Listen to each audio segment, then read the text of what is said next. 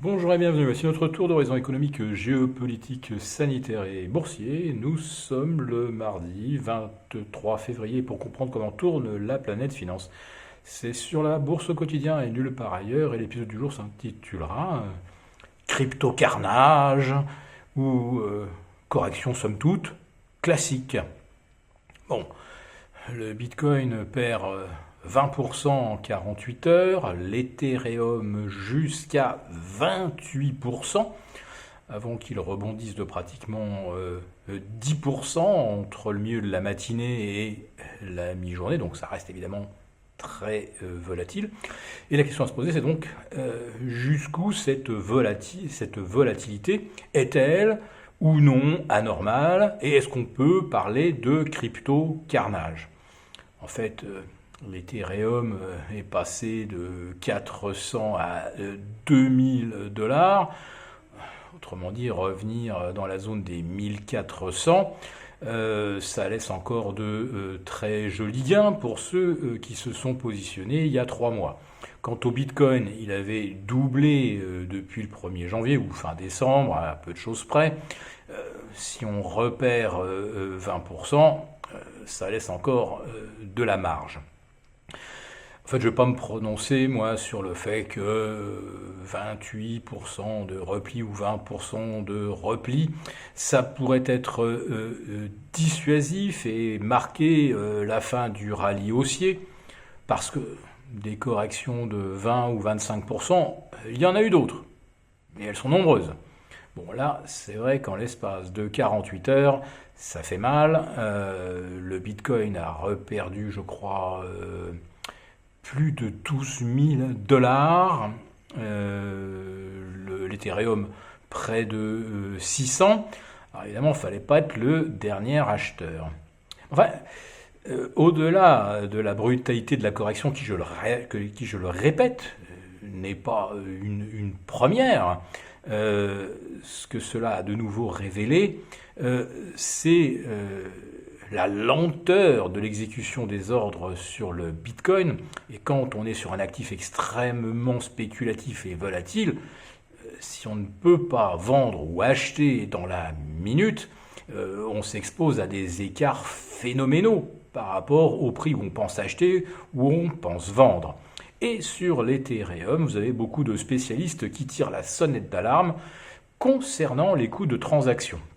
Alors, sur l'Ethereum, on va dire que c'était environ 30 dollars pour un achat ou une vente.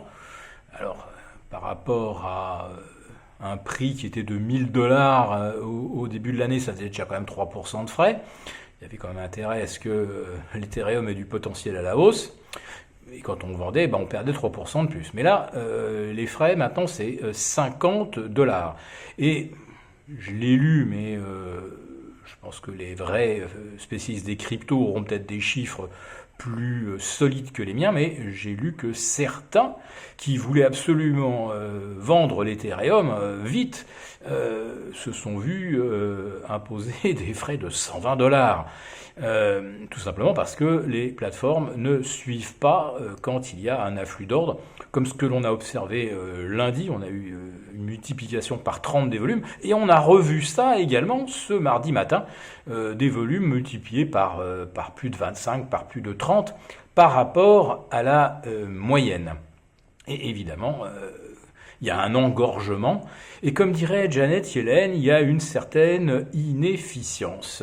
Et il va falloir que les développeurs des cryptos se penchent là-dessus.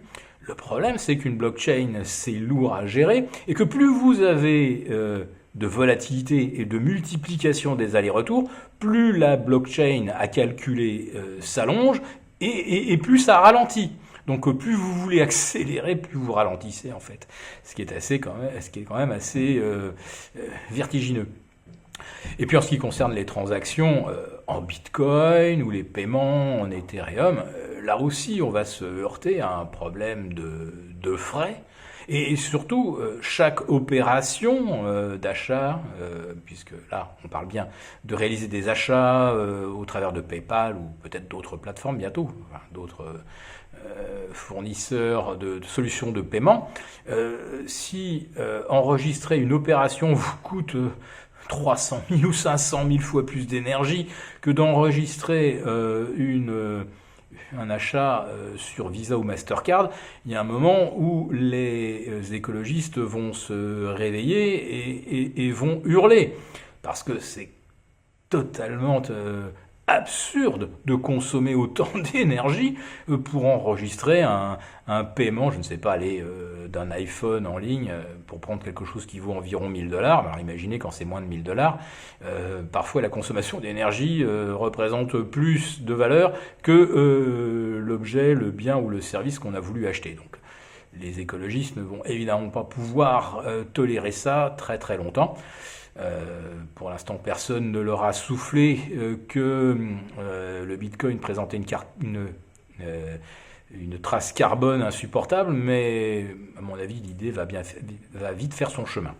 En ce qui concerne les banques centrales, par rapport aux cryptos, eh bien, elles disent qu'elles y réfléchissent à développer des cryptos, ou plutôt des monnaies banques centrales adossées à la blockchain. Et on connaît leur façon de travailler. Autrement dit, ils appuient là où ça fait mal. Et ils ne s'opposent que rarement à un mouvement aussi brutal et aussi massif que celui qu'on a observé depuis le 1er janvier sur les cryptos. Ils attendent le bon moment pour balancer derrière des menaces, des réflexions qui souvent sont assez bien argumenté contre les cryptos, contre le fait que ça permet des transactions illicites.